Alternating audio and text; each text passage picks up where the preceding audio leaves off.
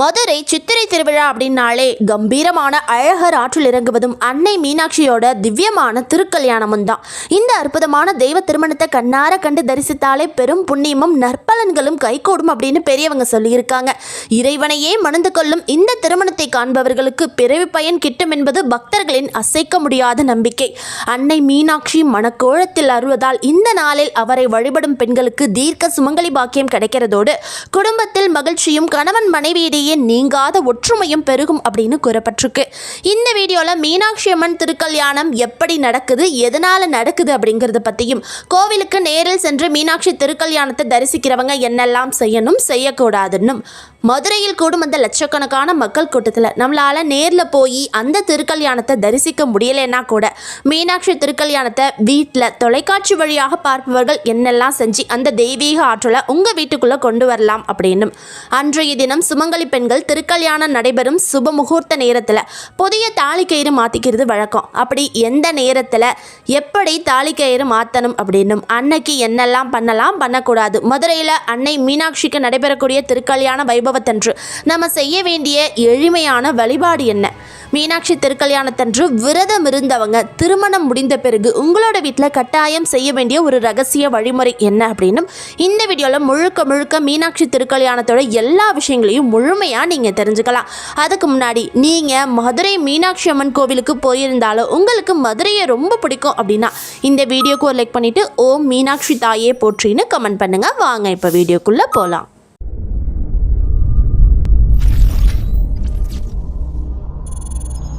இந்த 2026ஆம் ஆண்டு மீனாட்சி திருக்கல்யாணம் ஏப்ரல் 28 செவ்வாய்க்கிழமை காலை 8:35 மணி முதல் 8:59 மணிக்குள்ள நடைபெற இருக்குது. கட்டணச்சீட்டு வாங்கினவங்க, அதாவது மதுரையில் இருந்து மீனாட்சி திருக்கல்யாணத்தை தரிசிக்கணுங்கிறதுக்காக முன்பதிவு செய்து கட்டணச்சீட்டு வாங்கினவங்க காலை 5 மணி முதல் 7 மணிக்குள்ள கோயில் வளாகத்துக்குள்ளே போய் உங்களுக்காக ஒதுக்கப்பட்ட இடங்களில் அமர்ந்துக்கோங்க. பாரம்பரியமான ஆடைகளை அணிந்து போகிறது அவசியம். பாரம்பரியமான ஆடைகளை அணிந்து செல்வது ரொம்பவே அவசியம். பெண்கள் மஞ்சள், சிவப்பு அல்லது பச்சை நிற பட்டுப்புடவைகளை அணியலாம். திருமண நிகழ்வின் போது பல பெண்கள் தாலி சரடு மாத்திக்கிறதுக்காக புதிய மஞ்சள் கயிறு மற்றும் அர்ச்சனை பொருட்களை கூட எடுத்துட்டு போவாங்க. மீனாட்சி அம்மன் சுந்தரேஸ்வரர் திருக்கல்யாணம் முடிந்ததும் திருமண அலங்காரத்தை பார்த்து மனமுருக வேண்டி உங்கள் கையில் இருக்கக்கூடிய தாலி சரடை மாற்றிக்கிறது மூலமாக உங்களுக்கு மாங்கல்ய பலம் கூடும் அப்படின்னு கூறப்பட்டிருக்கு. வீட்டிலிருந்து தரிசிக்கிறவங்க திருக்கல்யாணம் நடக்கும் காலை வேளையில் குளித்துவிட்டு சுத்தமான ஆடைகளை அணிந்து வீட்டின் பூஜை அறையை சுத்தம் செஞ்சுக்கோங்க. மீனாட்சி அம்மன் மற்றும் சொக்கநாதர் படத்திற்கு பூக்களால் அலங்கரித்து திருக்கல்யாண வைபவத்தை தொலைக்காட்சியில் அல்லது நேரலையில் பாருங்க. திருக்கல்யாண நேரத்தில் இறைவனுக்கு பழங்கள், தேங்காய், தாம்பூலம் மற்றும் இனிப்புகளை படைத்து வழிபடுங்க.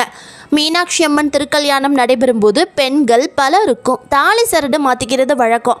இதனால மீனாட்சியோட அருளால் அவளை போலவே நமக்கும் தீர்க்க சுமங்கலி பாக்கியம் கிடைக்கும் அப்படின்னும் மங்களமான வாழ்வு அமையும் அப்படின்னும் நம்பப்படுது. இந்த வருஷம் 28 ஏப்ரல் 2026ஆம் ஆண்டு செவ்வாய்க்கிழமை அன்று காலை 8:35 இருந்து 8:59 முகூர்த்த நேரம் அமைஞ்சிருக்கு. இந்த நேரத்தில் நாம் தாலிக்கயிறு மாற்றிக்கலாம்.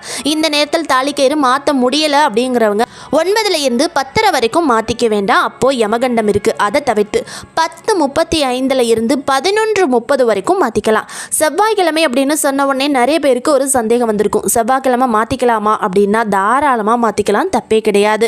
கயிறு எப்பெல்லாம் மாற்றிக்கணும், எப்படி மாற்றிக்கணும் அப்படின்னு யோசிக்கிறவங்க இந்த செவ்வாய்க்கிழமை வெள்ளிக்கிழமைனாலே அவங்களுக்கு ஒரு பயம் வரும். செவ்வாய்க்கிழமை தாராளமாக மாற்றிக்கலாம், ஒன்றும் தப்பு கிடையாது. அதுவும் அம்பாளுக்கு திருக்கல்யாணம் நடக்கிற நேரத்தில் மாற்றிக்கிறதுல எந்த தோஷமும் கிடையாது, எந்த தப்பும் இல்லை. அதுவே ரொம்ப நல்ல நேரம். மீனாட்சியே தாலி வாங்கிக்கிற நேரம். அப்போ நீங்கள் யோசிச்சுக்கோங்க, நம்ம தாலி கயிறு மாற்றிக்கிறதுல என்ன பிரச்சனை இருக்குது?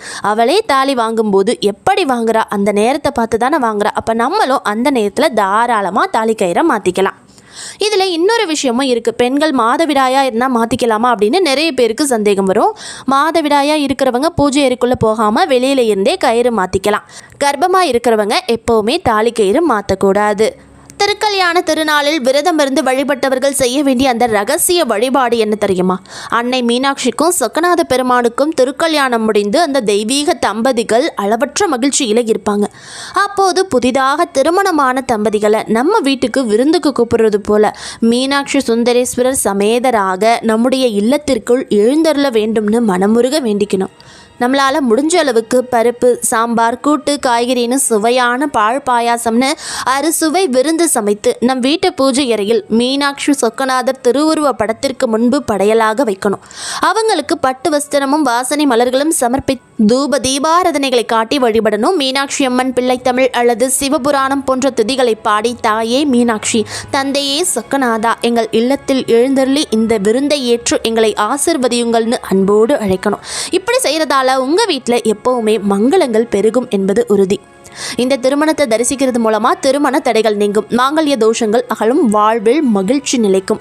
மன அமைதியுடன் மீனாட்சி அம்மன் சொக்கநாதரை நினைத்து பஜனைகள் அல்லது ஸ்லோகங்களை சொல்லுங்க. மீனாட்சி திருக்கல்யாணத்தை பார்க்கறது மூலமாக அன்னையின் அருள் பரிபூரணமாக கிடைக்கும். திருமண தடை உள்ளவர்களுக்கு திருமணம் நடைபெறும். மாங்கல்ய தோஷம் உள்ளிட்ட பல தோஷங்கள், பாவங்கள் அனைத்தும் நீங்கும்.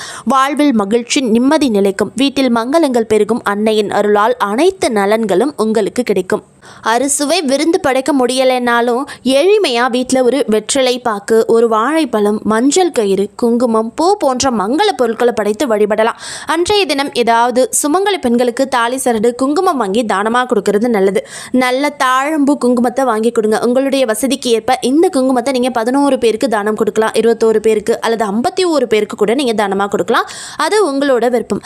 குறைந்தபட்சம் 5 பேருக்காவது நாளைய தினம் நீங்கள் தாழம்பூ குங்குமத்தை வாங்கி அம்மன் கோவிலுக்கு எடுத்துட்டு போய் அம்மன் பாதத்தில் வச்சு அந்த குங்குமத்தை அர்ச்சனை செய்து மீண்டும் உங்கள் கையில் வாங்கிக்கோங்க.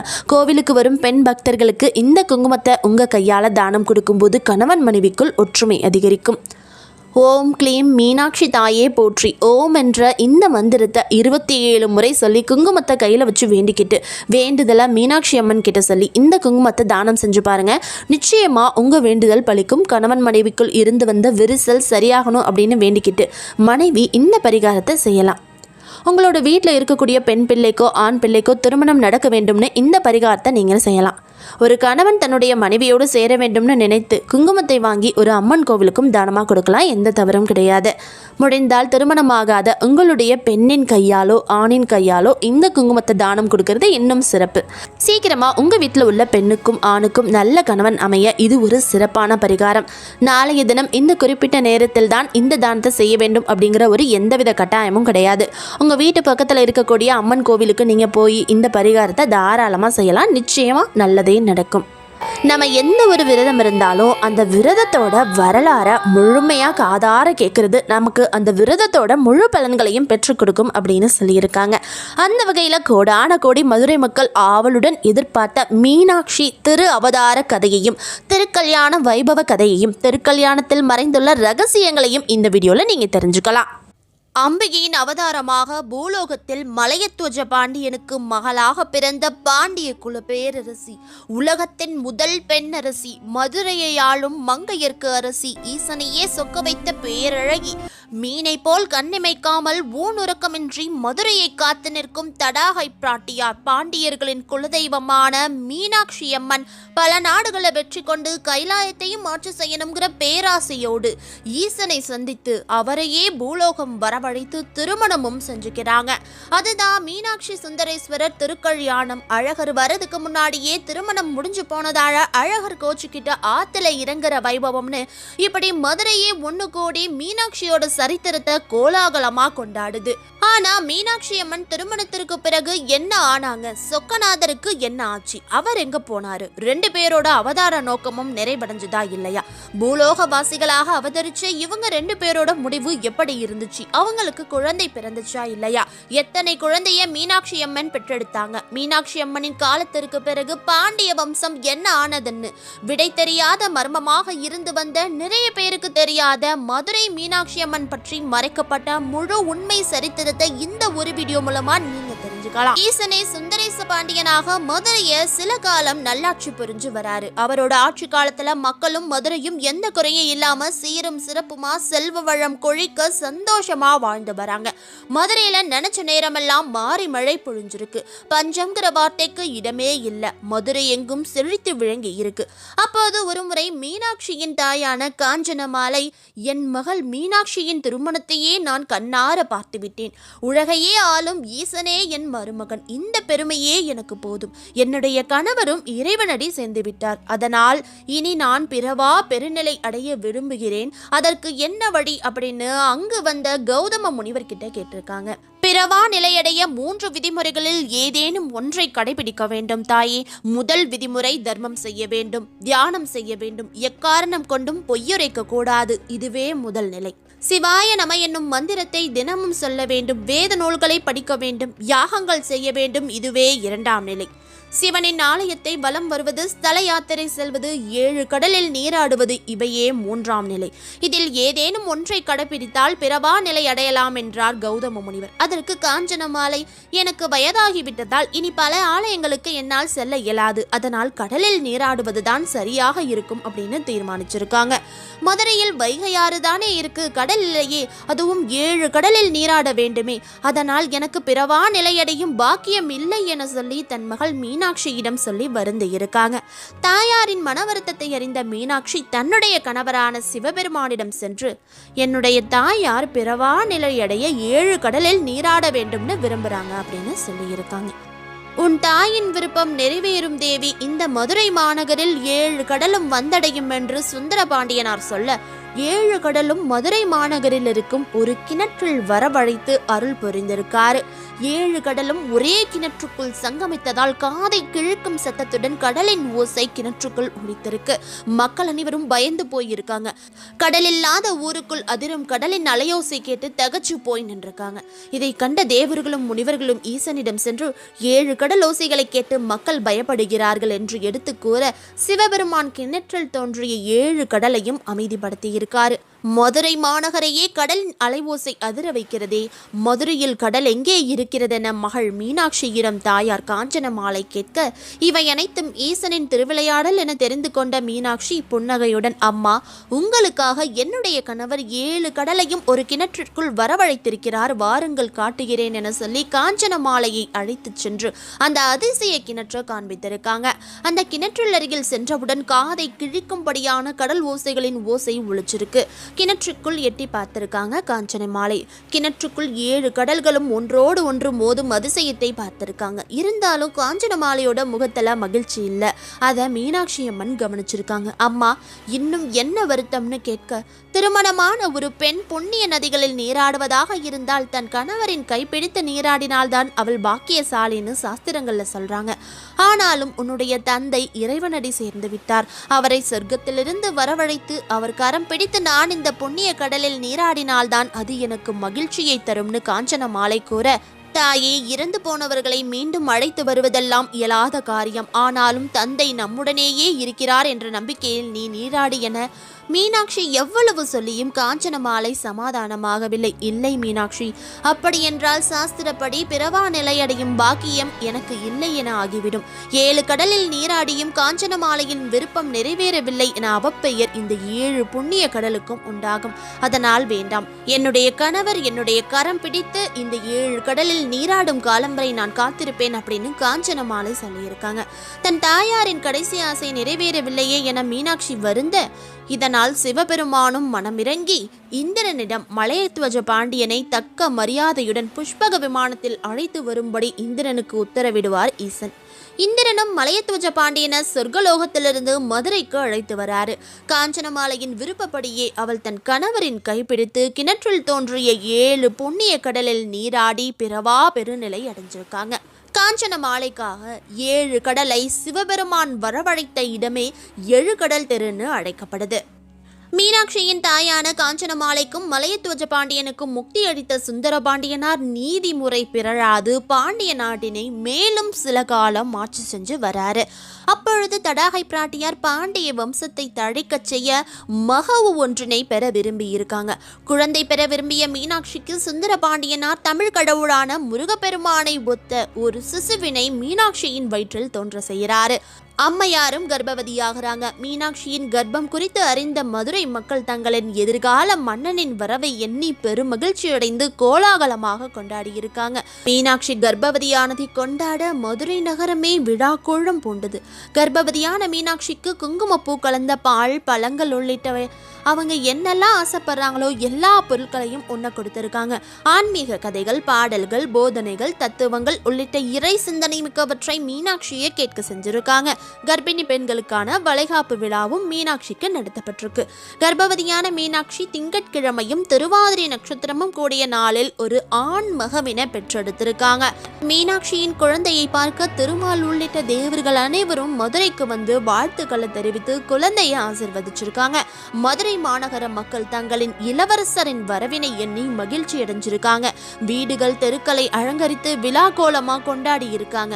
அதற்கு பிறகு அந்த குழந்தைக்கு உக்கிரவர்மன் என பெயர் சூட்டி 4ஆம் மாதத்தில் குழந்தையை கோவிலுக்கு அழைத்து சென்று 6ஆம் மாதத்தில் அன்னம் ஊட்டி 13ஆம் மாதத்தில் மயிர்வினை முடித்திருக்காங்க. தேவகுருவாகிய வியாழ பகவான் வேதம் முதலிய கலைகளையும், வில் பயிற்சியையும், வாள் பயிற்சியையும், யானை ஏற்றம், குதிரை ஏற்றம் முதலியவற்றை உக்கிரவர்மனுக்கு கற்பித்திருக்காரு. பாசுபத படைப்பயிற்சியை மட்டும் சுந்தரபாண்டியனே உக்கிரவர்மனுக்கு கற்றுக் கொடுத்திருக்காரு. பலவித படைப்பயிற்சியையும் வீர விளையாட்டுகளையும் கற்று தேர்ந்த உக்கிரவர்மன் காலை பருவத்தை அடைஞ்சிருக்காரு. காலை பருவத்தில் உக்கிரவர்மன் 32 லட்சணங்களும் பொருந்தி சிறந்த நற்குணம் உடையவராக திகழ்ந்திருக்காரு. மகனோட போர் திறமையையும் சாதுரியத்தையும் கண்டு மகிழ்ந்த சுந்தரபாண்டியனார் இவன் பூமண்டலம் முழுவதும் அரசாள வல்லவன் என்று எண்ணியிருக்காரு. உக்கிரவர்மனுக்கு திருமுடி சுட்டுவதா மனம் முடிப்பதான்னு தடாகை பிராட்டியாருக்கும் சுந்தரபாண்டியனாருக்கும் ஒரு சந்தேகம் ஏற்பட்டிருக்கு. அமைச்சர்களுடன் கலந்தாலோசித்து திருமணம் செய்வதே சிறந்தது என்று முடிவு செய்து திருமணத்திற்கு பெண் பார்க்க தொடங்கி இருக்காங்க. உக்கிரவர்மனின் திருமணத்திற்காக பெண் தேடுதல் படலமும் நடைபெற்றிருக்கு. மதுரையை அடுத்த மணவூரில் இருக்கும் அரசனான சோமசேகரனின் மகளான காந்திமதிய உக்கிரவர்மனுக்கு மணமகளாக தேர்வு செஞ்சு திருமணம் முடிக்கலான்னு நினைச்சிருக்காங்க. அன்றிரவு சோமசேகரனின் கனவில் தோன்றிய சோமசுந்தர கடவுள் மதுரையை ஆண்டு வரும் சுந்தரபாண்டியனின் மகனான முருகனை ஒத்த உக்கிரவர்மனுக்கு உன்னுடைய பெண்ணை மனம் முடித்து கொடுன்னு கனவில் தோன்ற, இதை கேட்ட சோமசேகரன் விழித்தெழுந்திருக்காரு. இறைவனோட ஆணையை நிறைவேற்ற விடியலுக்காக காத்திருந்திருக்காரு. விடிந்ததும் நித்திய கடமைகளை முடித்து தன் சுற்றத்தார் மற்றும் மகளுடன் மதுரையை நோக்கி புறப்பட்டிருக்காரு. முதல் நாள் முடிவு செய்தபடி அமைச்சர்கள் அனைவரும் சுந்தரபாண்டியனாரின் சுற்றத்தாரோடு மதுரையிலிருந்து மணவூரை நோக்கி புறப்படுறாங்க. வழியில் எதிர்பட்ட சோமசேகரனை கண்டு, உன்னுடைய புதல்வியை முருக கடவுளை போன்ற உக்கிரவர்மனுக்கு மனம் முடித்து கொடுப்பாயாகன்னு கேட்டிருக்காங்க. சோமசேகரனும் சொக்கநாதரோட கட்டளையும் அதுதான், அதனால என்னுடைய மகளையும் அழைச்சிக்கிட்டு நான் மதுரையை நோக்கி வரேன் அப்படின்னு திருமணத்திற்கு சம்மதம் தெரிவிக்கிறாரு. அமைச்சர்கள் அனைவரும் ஒன்று கூடி திருமண நாளை நிச்சயிச்சிருக்காங்க. மற்ற அரசர்களுக்கு திருமண ஓலையை அனுப்பி வைக்கிறாங்க. மதுரை மக்களுக்கு திருமண முரசனை அறிவித்து திருமண செய்தியை தெரிவிக்கிறாங்க. மதுரை மக்கள் உக்கிரவர்மனோட திருமணத்திற்காக வாழை மரங்கள், கமுகு மரங்களை கட்டி, தோரணங்கள் கட்டி தங்கள் வீட்டினையும் மதுரை நகரையும் அழகுபடுத்தி கோலாகலமா கொண்டாடி இருக்காங்க. உக்கிரவர்மனோட திருமணத்திற்கு மன்னர்கள், தேவர்கள், முனிவர்கள், தவசிகள் மதுரைக்கு வந்திருக்காங்க. சுந்தரபாண்டியனார் காந்திமதியின் அழகினை கண்டு மகிழ்ச்சி அடைஞ்சு போயிருந்திருக்காரு. தேவர்களின் குருவான வியாழ பகவானும் காந்திமதி சாமுத்திரிகா லட்சணம் நிறைந்த பெண் அப்படின்னு பெருமையா கூறியிருக்காரு. உக்கிரவர்மன் தன்னுடைய திருமண நாளன்று வைகை ஆற்றில் நீராடி மணமகனாக அலங்காரம் செய்து கொண்டு மணமேடையை அடைந்திருக்காரு. காந்திமதியையும் மணப்பெண்ணாக அலங்கரித்து உக்கிரவர்மனின் அருகில் அமர செஞ்சிருக்காங்க. சோமசேகர பாண்டியன் தனது பெண்ணை உக்கிரவர்மனுக்கு தாரை வார்த்து கொடுத்து பல பரிசு பொருட்களை கொடுத்திருக்காரு. இப்படியாக உக்கிரவர்மன் காந்திமதியோட திருமணம் இனிதே நடைபெற்றிருந்திருக்கு. அறுசுவை உணவுகள் திருமணத்திற்கு வருகை புரிந்தோருக்கு திருமண விருந்தா வழங்கப்பட்டிருக்கு. திருமணத்திற்கு வருகை புரிந்தவர்கள் சுந்தரபாண்டியனாரையும் தடாகை பிராட்டியாரையும் வணங்கி விடை பெற்றிருந்திருக்காங்க. ஒரு நாள் சுந்தரபாண்டியனார் உக்கிரவர்மனை அழைத்து, மகனே, உனக்கு இந்திரனும் கடலரசனும் பெரும் பகைவர்கள் ஆவார்கள். இந்திரனால் உனக்கு ஆபத்து வரும்போது அவனுடைய முடி சிதறும் வண்ணம் இந்த வலையினை கொண்டு எரி. கடலரசன் மதுரையை அழைக்க வரும்போது இந்த வேலை எரிந்து அவனை தடுத்து நிறுத்து. மேருவின் செருக்கினை அழிக்க இந்த செண்டினால் அடிப்பாயாகன்னு கூறி 3 படைக்கருவிகளை உக்கிரவர்மனுக்கு கொடுத்திருக்காரு. உக்கிரவர்மனும் தன் தந்தையை வணங்கி படைக்கலன்களை வாங்கிக்கிட்டு இருந்திருக்காரு. அதற்கு பிறகு உக்கிரவர்மனுக்கு அரசனாக முடிசூட்டிய சுந்தர பாண்டியனார் வாய்மை வழியே நின்று சிறப்பான முறையில் நல்லாட்சி செய் என்று ஆட்சி பொறுப்பை அவனிடம் ஒப்படைத்திருக்காரு. அன்றிலிருந்து உக்கிரவர்மன் உக்கிர பாண்டியனாக அழைக்கப்பட்டிருக்காரு. மீனாட்சி அம்மனும் சுந்தர பாண்டியனும் தாங்கள் பூலோகம் வந்த நோக்கம் நிறைவடைந்து விட்டதை எண்ணி தன்னுடைய மகன் உக்கிரவர்மனிடமும் அவருடைய மனைவியான காந்திமதியிடமும் மதுரையையும் மதுரை மக்களையும் காக்க வேண்டி பல போதனைகளையும் அறிவுரைகளையும் வழங்கிய பிறகு தங்களுடைய அவதார நோக்கத்தை முடித்துக்கொண்டு சுந்தர பாண்டியனார் தன்னுடைய சிவகணங்களுக்கு முந்தைய வடிவத்தினை கொடுத்து தடாகை பிராட்டியாருடன் திருக்கோவிலுனுள் சென்று எழுந்தருளியிருக்காரு. பிள்ளைகளை பெற்று நல்வழியில் வளர்த்து நல்ல குணங்களை கற்றுக் கொடுத்து அவர்களின் வாழ்க்கைக்கு வேண்டிய பொருளாதாரத்தை நல்வழியில் ஈட்டச் செய்து நல்ல மன வாழ்க்கையையும் அமைத்து தருவது பெற்றோரின் கடமை என்பதை மீனாட்சி தேவியும் சுந்தரேஸ்வரரும் இந்த உலகிற்கு உணர்த்தியிருக்காங்க. சுந்தர பாண்டியனார் தடாகை ஆகியோரின் குமாரனான முருக கடவுளை ஒத்த உக்கிரபாண்டியன் மதுரையை சீரம் சிறப்புமா ஆட்சி செய்கிறாரு. மதுரையின் பலம் குன்றாம இருக்க உக்கிரபாண்டியன் கிட்டத்தட்ட 96 வேள்விகளை செஞ்சு முடிக்கிறாரு. இன்னும் 4 வேள்விகளை அவர் குறைவின்றி செஞ்சு முடிச்சுட்டாரு அப்படின்னா உக்கிரபாண்டியனுக்கு இந்திர பதவியே கிடைச்சிடும் அப்படின்னு நினைச்ச தேவர்களின் தலைவனான இந்திரன் உக்கிரபாண்டியனின் மீது பொறாமை கொண்டிருக்கான். இந்திரனோட பொறாமையால அவனோட மனசுல சூழ்ச்சி எண்ணம் உருவாகுது. அதன்படி இந்திரன் கடலரசனை அழைத்து மதுரையை அழிக்கும்படி கூற கடலரசனும் இந்திரனின் கட்டளைக்கு உட்பட்டு மதுரையை அழிப்பதாக இந்திரனுக்கு வாக்குறுதி கொடுக்கிறாரு. கடலரசன் இந்திரனுக்கு அளித்த வாக்குறுதிப்படி மதுரையை அழிப்பதற்காக பெரும் சீற்றத்துடன் ஊழிக்காலத்தினை ஒத்த அழிவினை மதுரையில் உண்டாக்குவதற்காக பொங்கி எழுந்து மதுரையை நோக்கி வந்திருக்காரு. கடலரசன் நள்ளிரவில் மதுரையின் கிழக்கு பகுதியை அடைந்த போது சொக்கநாதர் உக்கிரபாண்டியனின் கனவில் தோன்றி, பாண்டியனே, உன்னுடைய மதுரை நகரினை அழிக்கும் பொருட்டு கடலானது பொங்கி எழுந்து வருகிறது. நீ உன்னுடைய வேல்படையை கடலின் மீது ஏவி அதனை வெற்றி பெற்று காப்பாயாகன்னு சித்தர் எச்சரிக்கை வார்த்தை கூற அதை கேட்டு கண்விழித்த உக்கிரபாண்டியன் தன்னுடைய அமைச்சர்களோடு கலந்து ஆலோசித்து விரைந்து சென்று பேரொளியோடு வருகின்ற கடலினை பார்த்து வியந்து நின்றான். அப்போது பாண்டியனின் கனவில் வந்த சித்தமூர்த்தி நேரில் அவ்விடத்திற்கு வந்து உக்கிரபாண்டியனை நோக்கி, பாண்டியனை, இனியும் காலம் தாழ்த்தாது உன்னிடம் உள்ள வேல்படையை கொண்டு பொங்கி வரும் கடலினை வெற்றி கொண்டு மதுரையை விரைந்து காப்பாய்னு கூற சித்தமூர்த்தியின் வார்த்தைகளை கேட்டவுடன் உக்கிரபாண்டியன் தங்கிட்ட இருந்த வேல்படையின் கூரிய முனை கடலில் படுமாறு வலஞ்சுழித்து வீசி எறிவாரு. கூரிய வேலின் நுனி கடலில் பட்டவுடன் கடலானது சுற்றென்ற ஒளியுடன் வற்றி வலிமை இழந்து போகும். உக்கிரபாண்டியனோட கணுக்கால் அளவுக்கு கடல் நீர் குறைய மதுரைக்கு கடலினால் வந்த மிக பெரும் ஆபத்து விலகும். உக்கிரபாண்டியனின் அருகில் நின்றிருந்த சித்தமூர்த்தி அக்கணமே மறைந்து அருள்வார். அவர் வாகனத்தில் உமையம்மையோடு இடப வாகனத்தில் காட்சி கொடுக்கிறாரு. அதற்கு பின் பல விளை நிலங்களை திருக்கோவிலுக்கு சொந்தமாக்கிய உக்கிரபாண்டியன் மதுரையை சிறப்பா ஆட்சி புரிந்து வராரு. இப்படி இருக்கும்போது இந்திரனுக்கும் முருகப்பெருமானோட அவதாரமாகிய உக்கிரபாண்டியனுக்கும் இடையே ஏற்பட்ட பகை முற்றி மிகப்பெரிய அளவுல போகுது. உக்கிரபாண்டியன் நீதி நெறி தவறாமல் மதுரையை ஆட்சி செஞ்சுக்கிட்டு இருக்காரு. அப்பொழுது ஒரு சமயம் மழையானது மூவேந்தர்கள் ஆட்சி செய்யும் தமிழ்நாட்டில் பொய்து போயிருக்கு. தமிழ்நாட்டில் நீர் வளமின்றி பஞ்சம் உண்டாகி இருக்கு. நாட்டு மக்களின் துயர் தீர்க்க எண்ணிய மூவேந்தர்களும் பொதிகை மலையில் வசித்த அகத்தியரோட உதவியை நாடி அகத்திய முனிவரை போய் பார்க்கறாங்க. கோள்களின் நிலையையும் காலநிலையையும் ஆராய்ந்து மூவேந்தர்களிடமும் அடுத்த 12 ஆண்டுகளுக்கு தமிழகத்தில் மழை பெய்யாது, அதனால நீங்க மலைக்கடவுள் வருணனின் தலைவனான இந்திரனிடம் சென்று மலையை பெய்யச் செய்யுமாறு கேளுங்கள்னு அகத்தியர் கூற, மூவேந்தர்களும் இந்திரனை சந்திக்க வேண்டுமென்றால் இந்திரலோகத்திற்கல்லவா நாங்கள் செல்ல வேண்டும், இந்திரலோகத்திற்கு எப்படி செல்வதுன்னு கேட்டிருக்காங்க. அதற்கு அகத்தியர், நீங்கள் மூவரும் சோமவார விரத வழிபாட்டினை பின்பற்றி சிவபெருமானோட திருவருளை பெற்று இந்திரலோகத்தை அடையுங்கள்னு சொல்லியிருக்காரு. தமிழ் மூவேந்தரும் சோமவார விரத முறையை விளக்குமாறு அகத்தியர்கிட்ட கேட்டிருக்காங்க.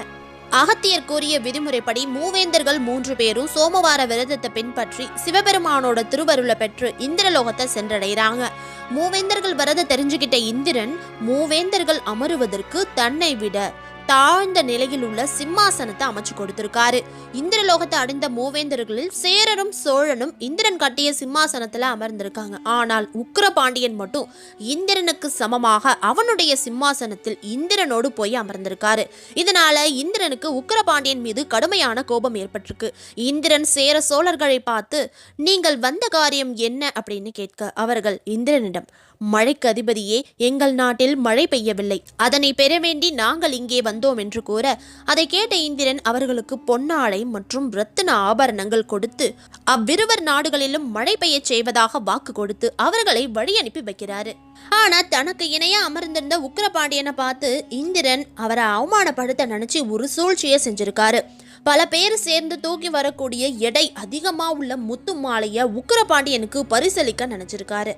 அவங்களோட ஆணையின்படி பல பேர் சேர்ந்து அந்த முத்து மாலையை தூக்கிட்டு வந்து உக்கிரபாண்டியன் கிட்ட நீட்டி இருக்காங்க. உக்கிரபாண்டியன் முத்து மாலையை தூக்க திணறதை பார்த்து அவங்க கை கொட்டி சிரிக்கலான்னு இந்திரன் நினைப்பாரு. ஆனா உக்கிரபாண்டியன் முத்து மாலையை எளிதில் தூக்கி தன்னோட கழுத்துல போட்டுக்கிறாரு. இதை பார்த்த இந்திரன் அதிர்ச்சி அடைஞ்சு போறாரு. அதற்கு பிறகு உக்கிரபாண்டியன் கிட்ட, இன்று முதல் நீ ஆரம் தாண்டிய பாண்டியன் என்று அழைக்கப்படுவான்னு இந்திரன் கூற, உக்கிரபாண்டியன் அதை பொருட்படுத்தாது இந்திரன் கிட்ட எதுவுமே கேட்காம மதுரை நகருக்கு திரும்பி வராரு. சேர சோழ நாடுகளில் இந்திரன் மழையை பெய்வித்திருக்காரு. பாண்டிய நாட்டுல மட்டும் மழை பெய்யல. ஒரு நாள் உக்கிரபாண்டியன் மரங்கள் அடர்ந்த பொதிகை மலைச்சாரல்ல வேட்டையாடிக்கிட்டு இருந்திருக்காரு. அப்போது புட்களா வருத்தம், சங்காரித்தம், துரோணம், காலமுகி என்னும் 4 மேகங்கள் பொதிகை மலைச்சாரலில் மேய்ந்து கொண்டிருந்திருக்கு. அதை பார்த்த உக்கிரபாண்டியன் அந்த 4 மேகங்களையும் சிறைப்பிடிச்சு சிறையில் அடைச்சிருக்காரு. இதை தெரிஞ்சுக்கிட்ட இந்திரன் கடும் கோபம் கொண்டிருக்காரு. உக்கிரபாண்டியன் மீது போர் தொடுத்திருக்காரு. பாண்டியனின் படைகளும் இந்திரனோட படைகளும் நேருக்கு நேரா நின்று போரிட்டு இருந்திருக்கு. போரின் போது உக்கிரபாண்டியன் சுந்தரபாண்டியன் கொடுத்த வாளை இந்திரனை நோக்கி வீசி இருக்காரு. வாள் இந்திரன் அணிந்திருந்த கிரீடத்தையே செதச்சிருந்திருக்கு. அதை கண்ட இந்திரன், நான் முன்னர் சோமசுந்தரரை வழிபட்டதன் பலனாக என்னுடைய தலை இன்று தப்பியது என்று எண்ணி போர்க்களத்தை விட்டே வெளியேறி ஓடி தேவலோகத்தை அடைஞ்சிருக்கான். அதற்கு பிறகு உனது நாட்டில் நான் மழையை பொழிவிக்கிறேன், நீ என்னுடைய மேகங்களை திருப்பி கொடுக்கணும் அப்படின்னு ஒரு ஓலையை அனுப்ப, இந்திரன் அனுப்பின ஓலைய உக்கிரபாண்டியன் நம்பாததால மேகங்களை விடுவிக்க உக்கிரபாண்டியன் மறுத்துடுறாரு. பாண்டிய நாட்டு வேளாளன் ஒருவன், அரசே, இந்திரனின் செய்திக்கு நான் பிணை, இந்திரன் என்னை நன்கறிவான், ஆதலால் நீங்கள் மேகங்களை விடுதலை செய்யுங்கள் என்று கூறுவாரு. உக்கிரபாண்டியனும் மேகங்களை விடுதலை செஞ்சிருக்காரு. அதற்கு பிறகு இந்திரன் பாண்டிய நாட்டில் மழையை பெய்ய செய்து நாட்டை வளமாக்கி இருக்காரு. மழையால் பாண்டிய நாடு செழித்து பொழிவு பெற்றிருந்திருக்கு. உக்கிரபாண்டியன் ஏன் இந்திரனையே எதிர்த்து இந்த அளவுக்கு போர் புரிகிறார் தெரியுமா? மதுரையில மாதம் மும்மாறி மழை பெய்யணும், நினைத்த நேரமெல்லாம் மழை பொழிய வேண்டும், மதுரையில் செழித்து மக்கள் செழிப்பாக வாழ வேண்டும்ங்கிறதுக்காகத்தான் உக்கிரபாண்டியன் 96 வேள்விகளை செஞ்சு முடிப்பாரு. அப்படி 100 வேள்விகளை அவர் செஞ்சு முடிச்சிருந்தாருன்னா அவருக்கு தான் அந்த இந்திர பதவி கிடைச்சிருக்கும். இந்திர பதவி அவரோடது அப்படின்னா மதுரையில நினைச்ச நேரமெல்லாம் அவரால் மழை பொழிய வைக்க முடியும். அதுக்காகத்தான் உக்கிரபாண்டியன் இந்திரன் கூட இந்த அளவுக்கு போர் புரிவாரு. உக்கிரபாண்டியன் அகத்தியர் கூறிய முறைப்படி சோமவார விரதத்தை பின்பற்றி மதுரையை நல்வழியில ஆட்சி செஞ்சு வருவாரு. சோமவார விரதத்தின் பயனாக உக்கிரபாண்டியனுக்கு ஒரு அழகான ஆண் குழந்தை பிறக்குது. அந்த குழந்தைக்கு வீரபாண்டியன்னு பெயரிடுறாரு.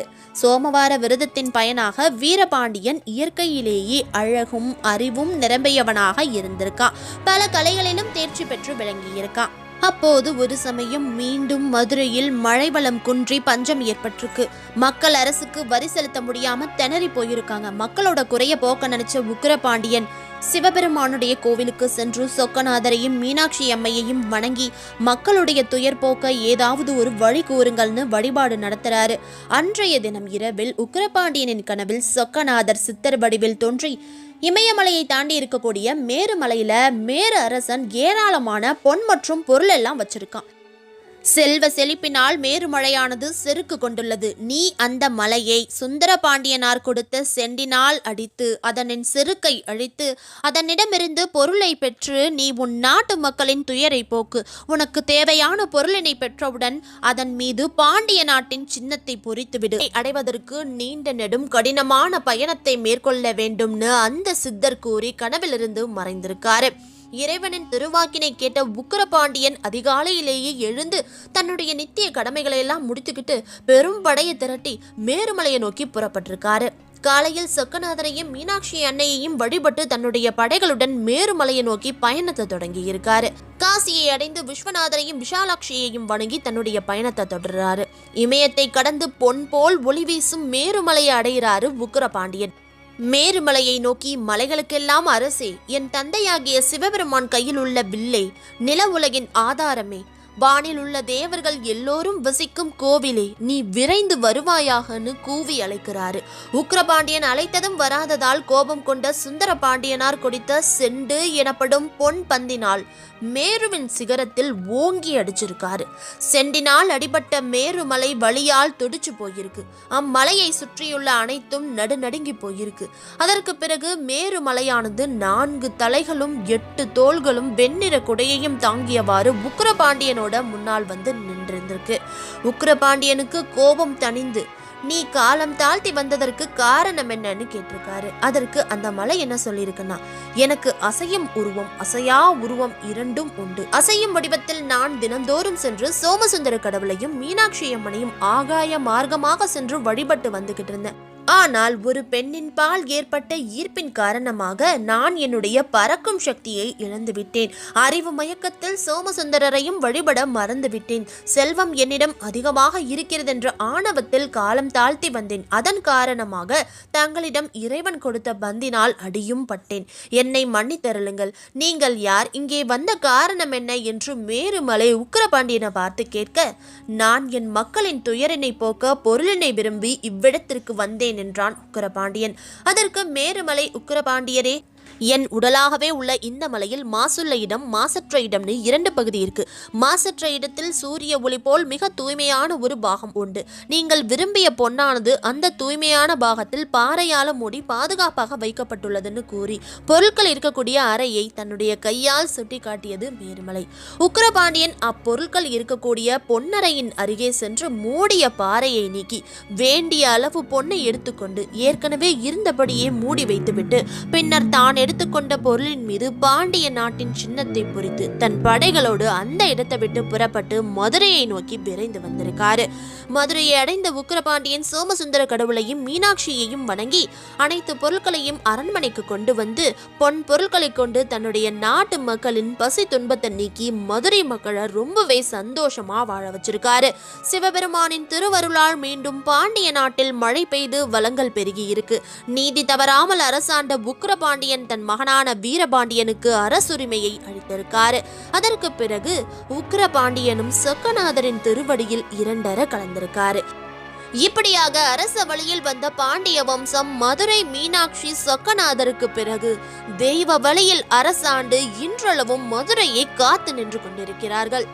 இந்த வீடியோல தடாகை பிராட்டியாரின் திருமணத்திற்கு பிறகு அன்னையும் சொக்கநாதரும் எங்க போனாங்க, என்ன ஆனாங்க, அவங்களுக்கு எத்தனை குழந்தை பிறந்துச்சு, மீனாட்சி அம்மனின் காலத்திற்கு பிறகு பாண்டிய வம்சம் என்ன ஆனதுன்னு பல பேருக்கு விடை தெரியாத மர்மமாக இருந்த மீனாட்சி அம்மனின் திருமணத்திற்கு பின் உள்ள காலகட்டத்தில் என்னெல்லாம் நடந்துச்சுன்னு தெரிஞ்சுக்கிட்டோம். திருப்பரங்குன்றத்தில் இருக்கக்கூடிய பெருமாளின் தங்கையாதான் மீனாட்சி அம்மன் புராணங்களில் பேசப்படுகிறாள். அப்போது கள்ளழகரோட தங்கச்சி இல்லையா மீனாட்சி அம்மன்னு கேட்டா, திருமலை நாயக்கர் காலத்தில் தான் மீனாட்சியோட அண்ணன் கள்ளழகர் அப்படிங்கிற ஒரு வரலாறே உருவானதாகவும் அதற்கு முன் பாண்டியர்கள் ஆட்சி செய்த காலத்தில் மீனாட்சி திருமணம் தைப்பூசத்தில் நடந்ததாகவும் பலவிதமான வரலாறுகள் கூறப்பட்டிருக்கும். கள்ளழகர் மீனாட்சியோட திருமணத்திற்கு சீர்சனத்தியோட வந்ததெல்லாம் உண்மைதான். ஆனா பக்தர்கள் கூட்டத்துல மாட்டிக்கிட்டு அவரால் திருமணத்திற்கு சரியான நேரத்துல வந்து சேர முடியாம போனதால திருப்பரங்குன்றத்தில் இருக்கும் பவழக்கணிவாய் பெருமாள் தான் மீனாட்சி சுந்தரேஸ்வரர் திருமணத்தை நடத்தி வச்சிருக்கிறாரு. இதை நிரூபிக்கும் விதமா ஒவ்வொரு வருஷமும் மீனாட்சி அம்மன் சுந்தரேஸ்வரர் திருக்கல்யாணத்திற்காக திருப்பரங்குன்றத்திலிருந்து முருகப்பெருமான் தெய்வானையுடனும் பவழக்கணிவாய் பெருமாளுடனும் புறப்பட்டு வந்து சேருறாரு. ஆனா நம்ம கள்ளழகர் வைகையாற்றில் இறங்கியது துர்வாசரிடம் சாபம் பெற்ற சுதபஸ் முனிவருக்கு சாப விமோசனம் அளிப்பதற்காக மட்டுமே. அம்மன் கோவில், அழகர் கோவில், இந்த 2 கோவில்களின் ஒருங்கிணைந்த விழாக்கள் தான் சித்திரை திருவிழாவாக நடைபெறுது. மதுரையில் ஆண்டுதோறும் நடைபெறும் சித்திரை திருவிழாவிற்கு திருவிழாக்களின் திருவிழா என்றதொரு மங்காத புகழ்மொழியும் உண்டு. ஒவ்வொரு வருஷமும் தமிழகம் முழுவதிலுமிருந்து பெரும்பாலும் தென் மாவட்டங்களிலிருந்து சுமார் 5 லட்சத்திற்கும் மேற்பட்ட மக்கள் மதுரை சித்திரை திருவிழாவில் கலந்துக்கிறாங்க. இதை வெறும் சைவ வைணவ சமயங்களின் விழாவாக நம்ம சுருக்கிட முடியாது. மீனாட்சி கோவில் கொடியேற்றத்தில் துவங்கி அழகர் மீண்டும் மலைக்கு திரும்பும் வரை மொத்தம் 16 நாட்கள் நடக்கும். வைகையாற்றின் தென்கரை முழுவதும் சைவம், வைகையாற்றின் வடகரையில் வைணவ நிகழ்வுகளும் நடைபெறும். மதுரையை தவிர வேறு எந்த ஊரிலும் பெண் தெய்வம் முடிசூடி திக்விஜயம் செய்யும் வழக்கம் கிடையாது. ஆனால் பாண்டியர்களின் குலதெய்வம் என மீனாட்சியை சொல்லும் வகையில் பட்டம் சூடும் அன்று பாண்டியர்களின் குலச்சின்னமான வேப்பம்பூ மாலையை சூடுகிறாள் மீனாட்சி. சைவ வைணவ ஒற்றுமையை பறைசாற்றும் விழாவாக சித்திரை திருவிழா கொண்டாடப்பட்டாலும் ஜாதி மதங்களை கடந்த விழாவாக மாறியிருக்குது. சுந்தரேஸ்வரரையும் மீனாட்சியையும் கள்ளழகரையும் மக்கள் கடவுளாக மட்டும் வணங்காமல் தங்களுடன் வாழும் ஒரு உறவுகளாக எண்ணி மதுரை மக்கள் கொண்டாடிட்டு இருக்காங்க. சைவ தெய்வமான மீனாட்சி கல்யாணத்திற்கும் வைணவ தெய்வமான அழகர் ஊர்வலத்திற்கும் என்ன தொடர்பு அப்படின்னு பார்க்கலாம். மாசி மாதத்தில் நடந்த மீனாட்சி திருக்கல்யாணம் சித்திரைக்கு மாறியிருக்கு. அலங்காநல்லூர் தேனூரில் வைகை ஆற்றங்கரையில் நடந்த விழா மதுரைக்கு வந்திருக்கு. இந்த இரண்டையும் இணைத்தது மன்னர் திருமலை நாயக்கர். சித்திரையில் அழகரை காண மக்கள் பெரு வெள்ளம் என கூடியிருப்பாங்க. மீனாட்சி அம்மன் கோவிலுக்கு அமைத்த தேர்களை இழுக்க ஆட்களை சேர்க்கவும் கால்நடை சந்தைகளை நடத்தவும் மக்கள் கலந்துரையாடவும் மிகப்பெரிய திருவிழாவாக சித்திரை திருவிழாவை மாற்றும் நோக்கத்திலும் மாசியில் அறுவடை காலத்தில் நடந்த தேரோட்டத்திற்கு கூட்டம் இல்லாம போயிருக்கு. திருவிழாக்களை மாற்றக்கூட தனக்கு அதிகாரம் இருப்பதாக காட்டவும் திருமலை நாயக்கர் இந்த வாய்ப்பை பயன்படுத்தி மாசி மாதத்தில் நடந்த மீனாட்சி கல்யாணத்தை சித்திரைக்கு மாற்றியிருக்காரு. கோவிலிலிருந்து மதுரை நோக்கி கிளம்பும் அழகர் ஒரு கையில் பலரித்தடி, மற்றொரு கையில் சாட்டை கம்பு, ஆண்கள் இடுகின்ற ஒரு வகையான கொண்டை, உருமால், காதுகளில் கடுக்கன், காங்கு எனப்படும் கருப்பு புடவைன்னு இப்படி கள்ளர் தோற்றத்தில் வராரு. அழகரின் ஊர்வலம் தல்லாக்குளம் பகுதிக்கு வரும்போது ஒரு முறை பாண்டி முனி அதனை மறித்து கொண்டதாகவும் உடனே அழகர் அவருடைய காவலாளியான 18ஆம் படி கருப்பனை நினைத்ததாகவும் கருப்பன் வந்து பாண்டி முனியை விரட்டிவிட்டு அந்த இடத்திலேயே அமர்ந்து விட்டதாகவும் தல்லாகுளத்தில் கருப்பசாமி கோவில் ஏற்பட்டதற்கு ஒரு கதையும் கூறப்படுது. மதுரைக்குள்ள ஏன் அழகர் வரதில் தெரியுமா? மதுரை தங்கச்சி பூமி. அழகருக்கு அக்கறையும் மீனாட்சிக்கு இக்கரையும்னு வரையறுக்கப்பட்டிருக்கு. அழகருக்கு எல்லை அவ்வளவுதான் என்னும் புழங்கு மொழிகள் அழகருக்கும் மீனாட்சிக்கும் எல்லைகள் வரையறுக்கப்பட்டன அப்படிங்கிறத உணர்த்துது. அழகருக்கு வைகையாற்றின் தென்கரையில் நகர்பகுதிக்குள் ஒரே ஒரு திருக்கண் உண்டு. யானைக்கல் பகுதியில் திருமலைராயர் படித்துறையை அடுத்து ஐயங்கார் தோப்பு மண்டகப்படி என்னும் திருக்கண் உண்டு. இந்த மண்டகப்படிக்கு அழகர் பல்லக்கு வர்றது கிடையாது. மாறாக வைகையாற்றின் வடகரையில் ஒரு மண்டகப்படியில் அழகரின் பல்லக்கு இருக்க அழகரின் திருவடியாக கருதப்படும் ஜடாரியை மட்டும் ஒரு சிறிய பல்லக்கில் எடுத்து வந்து பூஜை செய்து திரும்பவும் எடுத்துட்டு போவாங்க. அழகர் வர முடியாத காரணத்தால் தான் அவருடைய திருவடியை மட்டும் அங்க எடுத்துட்டு போறாங்க அப்படிங்கிற எண்ணம் அழகரின் வருகை நகருக்குள் தடுக்கப்பட்டதை உறுதி செய்யுது. துலுக்க நாச்சியார் வீட்டிற்கு அழகர் போவதற்கான காரணம் என்ன தெரியுமா? வண்டியூரில் துலுக்க நாச்சியார் கோவில் கிடையாது. அங்குள்ள பெருமாள் கோவிலில் தான் அழகர் தங்குறாரு. அதையே துலுக்க நாச்சியார் கோவில்னோ. அங்கு பல்லாண்டுகளுக்கு முன்னர் அழகர் தங்கும் இரவில் இஸ்லாமியர்களும் கலந்து கொண்டு வான வேடிக்கைகள் நிகழ்த்தியதாகவும் தான் தகவல்கள் இருக்கு. இஸ்லாமியர்கள் படையெடுப்பின் போது திருவரங்கம் கோவிலில் நடைபெற்ற கொள்ளை சம்பவங்களுக்கு பின்னர் திருமால் ஆணையால் சாந்து நாச்சியார் என்னும் துலுக்க நாச்சியார் அமைக்கப்பட்டிருக்கு. எனவே துலுக்க நாச்சியார் கதை இஸ்லாமிய படையெடுப்பு மற்றும் திருவரங்க கோவில் சிதைவு ஆகியவற்றின் நினைவிலிருந்து உருவாகி இருக்கக்கூடும்னு சொல்லப்பட்டிருக்கு. துலுக்க நாச்சியார் கதை வழியாக தெய்வீக சாயலுடன் ஒரு உறவு முறையை கற்பித்துக் கொண்டு வலிமையான எதிரிகளான இஸ்லாமியர்களின் பகையுணர்ச்சியை தமிழ்நாட்டு வைணவம் மழுங்கச் செய்திருக்கிறது. இதுவே வண்டியூரில் தன் காதலி துலுக்க நாச்சியார் வீட்டில் அழகர் இரவு தங்குவதாக கூறப்படும் கதைக்கு காரணம். அழகர் ஏன் ஆற்றில் இறங்குறார் தெரியுமா? சுதபஸ் என்ற முனிவர் நூபுர கங்கையில் தீர்த்தமாடி பெருமாளை நோக்கி தவம் இருந்திருக்காரு. அந்த சமயத்தில் துர்வாச மகரிஷி தன் பரிவாரங்களோடு அந்த வழியாக வந்திருக்காரு. பெருமாளையே நினைத்து கொண்டிருந்த முனிவர் ரிஷி வந்ததை கவனிக்காமல் இருக்கவே ஆத்திரம் அடைந்த துர்வாசர் மண்டுகோபவ தவளையாக போக கடவது அப்படின்னு சாபமிட்டிருக்காரு. உடனே தவளையாகி போன சுதபஸ் முனிவர் சாப விமோசனத்திற்கு வழி கேட்ட போது விவேகவதி தீர்த்தக்கரையில் அதாவது வைகை நதிக்கரையில் நீ தவம் செய்து கொண்டிரு. சித்ரா பௌர்ணமிக்கு மறுநாள் அழகர் வந்து உனக்கு சாப விமோசனம் கொடுப்பாரு அப்படின்னு துர்வாசல் சொல்லியிருக்காரு. அதன்படி வைகை கரையில் தவம் செய்து கொண்டிருந்த சுதபஸ் முனிவருக்கு விமோசனம் கொடுக்கவே அழகர் மதுரைக்கு வந்து போனதா புராணங்கள்ல கூறப்பட்டிருக்கு. முதல் 2 நாட்கள் அழகர் கோவிலில் இருப்பார். 3ஆம் நாள் மாலை மதுரையை நோக்கி புறப்படுவார். ஆரம்ப காலத்தில் கோவிலை விட்டு கிளம்பும் அழகர் அலங்காநல்லூர் போய் சேருவாரு. அங்கு அழகரை குதிரை வாகனத்தில் தூக்கி வைத்து ஆற்றில் இறக்குவதற்காக அலங்காரம் செய்வாங்க. அழகருக்கு அலங்காரம் செய்யும் ஊர் என்பதால் அலங்கார நல்லூராக இருந்து பின்பு அலங்கா நல்லூராக மாறி போயிருக்கு. 5ஆம் நாள் பௌர்ணமி என்று அழகர் ஆற்றில் இறங்கும் வைபவம். இதற்கு தல்லா குளத்தை விட்டு கள்ளழகர் கிளம்பியதுமே தண்ணீர் பீச்சும் வைபவம் தொடங்கிறது. அந்த காலத்தில் அழகர் வருவதற்கு புதிதாக பாதை அமைத்ததால் தூசி கிளம்பாமல் இருப்பதற்காகவும் வெப்பத்தை தணிப்பதற்காகவும் தண்ணீர் பீச்சும் வழக்கத்தை வச்சிருந்திருக்காங்க.